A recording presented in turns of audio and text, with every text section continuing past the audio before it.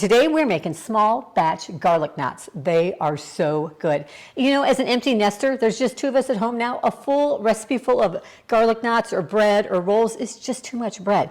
But this small batch version is perfect. You can find all my other small batch bread recipes right up there. So join me in the kitchen as we make small batch recipes with big taste. For our garlic knots, we are going to use pizza dough, and you have basically 2 options. You can go to the store and buy some pre-made pizza dough. It'll work fine, or you can make your own at home, and that is what we are going to do today. Now, for the store-bought pizza dough, I often buy it at Trader Joe's. I've seen it at Safeway. You can usually find it kind of in the deli section, but let me tell you, making your own is so easy. Now, we are going to use dry active yeast for this. If you've never worked with yeast before, don't worry, I'm going to walk you through it. So for our pizza dough, we are going to use 1/2 cup of warm water. Now, you want your water temperature to be between 105, 110 degrees. If you're not sure what that feels like, just use a meat thermometer, what you've got, and check out the temperature. Mine is at about 105 exactly, so it's ready to go. You want it to be like a nice warm baby's bath. And into that, we're going to add a teaspoon of dry active yeast, and we're going to add in 3/4 of a teaspoon of sugar. The sugar is just going to kind of help feed that yeast and get it moving. So we're just going to stir that up. It doesn't have to totally all dissolve. And then I'm going to take a plate. I like to put a plate over the top of it and let it sit and proof or start to bubble and get all foamy. The plate on top just creates a little bit more of a warm environment. It helps it to proof a little quicker. All right, it's been about 10, maybe 15 minutes, and our yeast is all nice and bubbly. You can smell it, and it is ready to go into our dough. So today we are going to use a stand mixer because it's just easier. If you don't have a stand mixer, you can totally just mix this up by hand. All right, so for our pizza dough, we're going to use 1.5 cups of all-purpose flour. We're going to add in 1/2 teaspoon of salt, and then 1/2 tablespoon of olive oil. You could also use melted butter if you prefer. There you go. And then we can't forget our yeast mixture. Go ahead and pour that in. And we're going to use our dough hook to mix this up. All right, we're going to just mix this up until the dough is nice and smooth and soft for about 5 minutes. All right, our dough is ready. It's a nice ball. It's nice and soft. It's just slightly tacky. Go ahead and give it a couple of kneads with your hand on the counter. Now, I'm going to grab a bowl. All right, I've got a bowl. We are going to put just a few drops of olive oil in our bowl. Just kind of rub it around there. And then we are going to put our dough. I like to take it and just rub the top of it in the olive oil and then flip it over. We're going to grab a kitchen towel and we're going to let this rise until it is about double in size. It'll take anywhere from 30 minutes to an hour maybe, depending on how warm it is outside, how warm it is in your house.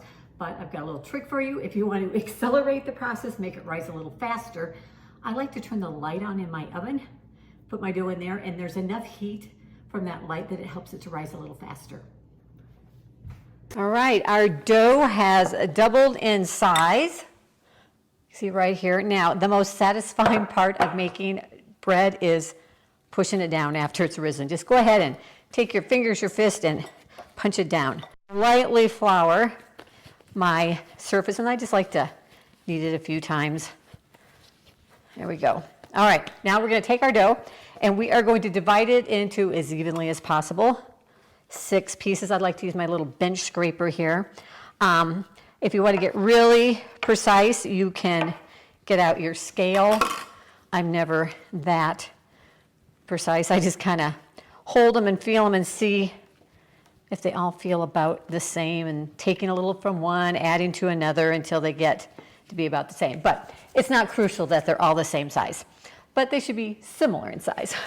Then we're going to take our dough, our little ball of dough, and we're going to roll it into a nice little snake, log, whatever you want to call it. And then we're going to take it and we are going to tie it literally in a knot. Okay? There we go. You see? And then I am going to grab my cookie sheet and I'm going to take my knot and I'm going to take the 2 ends that are sticking out. I'm going to just tuck them under and place it on my cookie sheet. All right. And then we're going to repeat. All right, we got our last one here. Again, we're just going to twist it into tie it in a knot, and then tuck those ends under. We've got them all set on our baking sheet. And then we're gonna cover them again for another about 30 minutes to let them double in size, and then we'll be ready to bake them. Again, I'm gonna go stick them in my oven with that light on to help speed up the process. So while our garlic nuts are rising for the second time, we're gonna mix up the butter garlic mixture that is gonna go on top of them, which is going to make them totally amazing. I've got about a fourth of a cup of melted butter in here, about 4 teaspoons. I'm using minced garlic. Now you can use just powdered garlic too, about a teaspoon. Works just great. And then about a half of a teaspoon of Italian seasoning. Now, I didn't have any Italian seasoning, so I kind of made my own. I threw in a little basil, a little dried basil, dried oregano, dried parsley, and we're just gonna add that in. I'm gonna stir this up and then let this sit until our garlic nuts are done rising.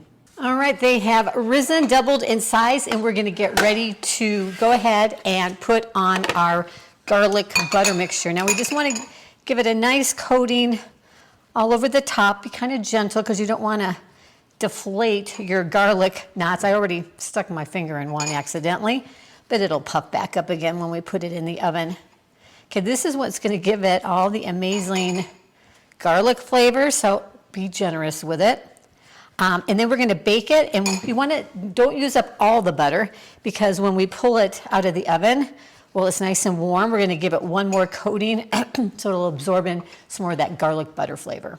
Oh, I didn't tell you, 400-degree Fahrenheit oven for about 15 to 20 minutes until they're nice and golden brown. All right, they are nice and golden brown, and they smell amazing. And give a nice another coat over the top, and because they're nice and warm, the butter's just gonna soak right in there.